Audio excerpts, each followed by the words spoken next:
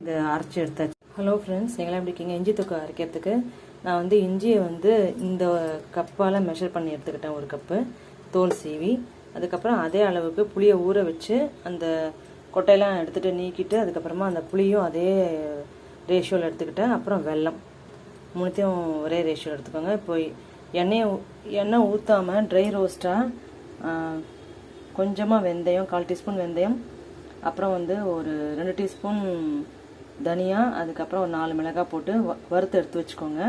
அதுக்கப்புறமா வானிலையில் எண்ணெய் விட்டு, நல்லெண்ணெய் உங்களுக்கு என்ன எண்ணெய் தேவையோ விட்டுக்கோங்க. நான் வந்து ரெண்டும் மிக்ஸ் பண்ணியிருக்கேன், நல்லெண்ணெய் ரீஃபைண்ட் ஆயில் ரெண்டும் மிக்ஸ் பண்ணியிருக்கேன். மிக்ஸ் பண்ணிவிட்டு இந்த இஞ்சியை வதக்கி எடுத்து வச்சுருக்கேன். இந்த வதக்கின இஞ்சியை இப்போ நம்ம அரைக்க போகிறோம். இஞ்சியும் புளியும் சேர்த்து அரைக்க போகிறோம். அதில் உப்பு போட்டுட்டு நம்ம எண்ணெயில் கடுகு போட்டுக்கலாம்.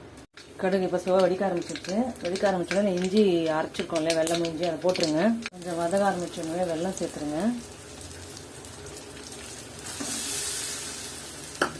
இந்த பவுட்ரு கொஞ்சம் நானாக தான் அரைச்சிட்டேன். உங்களுக்கு வேணால் நீங்கள் நைஸ் பவுடராக அரைச்சிக்கோங்க.